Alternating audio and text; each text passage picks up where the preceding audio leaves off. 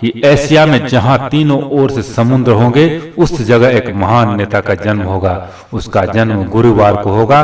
प्रारंभ में लोग उससे ईर्ष्या करेंगे, लेकिन बाद में सभी लोग उससे चाहने लगेंगे। वह भारत को विश्व गुरु बनाएगा। दोस्तों, नास्त्रेदमस वह नाम है जो पूरे विश्व में भविष्यवक्ता के रूप में विख्यात है। नास्त्रेदमस का जन्म 14 दिसंबर 1503 को फ्रांस में हुआ था। उनके द्वारा की गई भविष्यवाणियों का संग्रह 4 मई 1555 ईस्वी में फ्रांसीसी भाषा में की गई थी। आप इस पुस्तक की ख्याति का पता इसी से लगा सकते हैं कि पुस्तक का प्रथम संस्करण एक ही दिन में समाप्त हो गया था। उनकी पुस्तक में मुख्य रूप से 800 ऐसी भविष्यवाणियों का वर्णन है जो 50 वर्षों में सही और सत्य उतरी है। इस पुस्तक में सन 3797 तक की भविष्यवाणियों का वर्णन है। दोस्तों, माइकल द नास्त्रेदमस के 450 साल पहले ही 2020 के बारे में भविष्यवाणी कर दिया था। उन भविष्यवाणी में मानवता के लिए अच्छी खबर नहीं है। दूसरे भविष्यवक्ताओं ने भी 2020 को पूरी दुनिया के लिए अच्छी नहीं बताया है।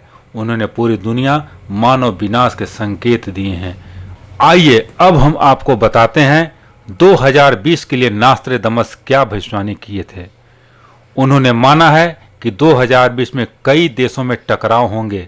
अमेरिका ईरान का टकराव इसी बात का जीवंत उदाहरण है। इन दोनों देशों के टकराव दुनिया के तीसरे विश्व युद्ध के मुहाने पर खड़ा कर देगा। नास्त्रेदमस के अनुसार इस सदी में पूरे विश्व में सबसे बड़ा आर्थिक संकट आएगा। आंकड़ों के अनुसार भारत समेत पूरी दुनिया का आर्थिक हालत खस्ता है। चीन और अमेरिका में व्यापारिक तनाव बढ़ा हुआ है। स्थिति यही दर्शाती है कि अभी तीसरे विश्व युद्ध की स्थिति बनी हुई है। अमेरिका एशिया में सबसे बड़ा सैनिक अभ्यास करेगा। धार्मिक कट्टरता चरम पर होगी, जैसा कि हम देख रहे हैं। 2019 के अंत एवं 2020 के प्रारंभ में एनआरसी जैसे मुद्दों पर विवाद चरम पर है। वहीं मध्य पूर्व के देशों में, फ्रांस इत्यादि देशों में हिंसक झड़प जारी है। इसी में नास्त्रेदमस के भविष्यवाणी से जोड़कर देखा जा रहा है। नास्त्रेदमस ने अपनी भविष्यवाणी में 2020 को हिंसक साल बताया है। साथ ही उन्होंने अपनी भविष्यवाणी में रूस के राष्ट्रपति व्लादिमीर पुतिन के हत्या के प्रयास को भी बताया है। उन्होंने अमेरिकी राष्ट्रपति डोनाल्ड ट्रंप को बड़ा नुकसान हो सकता है। उन्होंने अपने भविष्यवाणी में यह लिखा है। नास्त्रेदमस की भविष्यवाणी संकेतों में लिखी हुई है, जो समय के हिसाब से उसकी व्याख्या होती है। भविष्यवाणी के अनुसार ग्रेट ब्रिटेन की महारानी की मृत्यु के बारे में बताया गया है। नास्त्रेदमस के अनुसार उनकी मृत्यु से ब्रिटेन को अरबों पाउंड का नुकसान होगा। महारानी के मौत पर कम से कम 12 दिनों का राजकीय शोक होगा तथा कोई भी काम नहीं होगा। भविष्यवाणी में कहा गया है कि महारानी के मौत के बाद प्रिंस चार्ल्स ग्रेट ब्रिटेन की गद्दी संभालेंगे तथा स्कॉटलैंड का दौरा करेंगे। और इस साल जलवायु परिवर्तन पूरी दुनिया को प्रभावित करेगा। असमय वर्षा, सूखा इत्यादि से लोग त्राही करेंगे। दुनिया के कुछ देशों में भयंकर तूफान, भूकंप, बाढ़ आदि आएंगे। कुछ जगह आतंकवाद चरम पर होगा। उनके अनुसार आसमान में एक धूमकेतु दिखने के साथ पूरे विश्व में हिंसा की घटना बढ़ेगी। उनकी भविष्यवाणी के अनुसार दुनिया के मध्य पूर्व देशों के साथ साथ अन्य देशों में भी धार्मिक कट्टरता बढ़ेगी, जिससे अशांति एवं गृह युद्ध होगा। कई लोग अपने देश छोड़कर दूसरे देशों में शरण लेने को मजबूर हो जाएंगे। नास्त्रेदमस के अनुसार एक ऐसी बीमारी या वायरस आएगा जिसके आगे दुनिया के देश तबाह होने लगेंगे। उन्होंने एक राहत की बात बताई है कि 2020 में चिकित्सा के क्षेत्र में अच्छी प्रगति होगी। नास्त्रेदमस ने अपने पुस्तक में 450 साल पहले ही मोदी युग की भविष्यवाणी कर दिया था।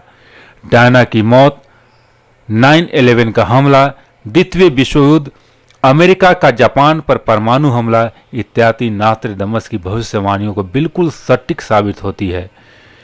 विश्व के सबसे शक्तिशाली देश अमेरिका के 45वें राष्ट्रपति डोनाल्ड ट्रंप के बारे में भविष्यवाणी किया था, वह बिल्कुल ही सटीक साबित हुआ है।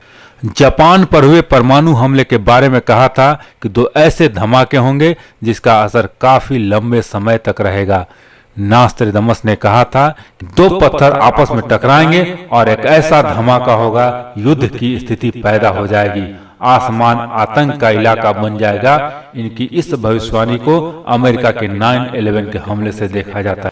नास्त्रेदमस ने मोदी के बारे में भविष्यवाणी किया था कि एशिया में जहां तीनों ओर से समुद्र होंगे, उस जगह एक महान नेता का जन्म होगा। उसका जन्म गुरुवार को होगा। प्रारंभ में लोग उससे ईर्ष्या करेंगे, लेकिन बाद में सभी लोग उससे चाहने लगेंगे। वह भारत को विश्व गुरु बनाएगा।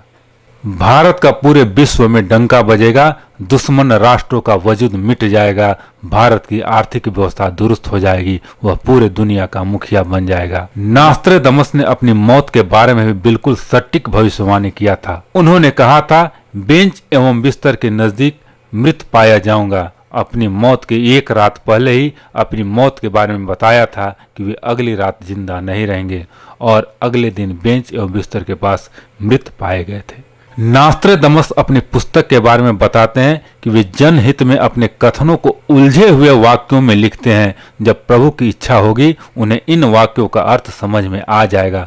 उनका कहना था कि वे दैवी के प्रेरणा से इन शक्तियों को प्राप्त किया है।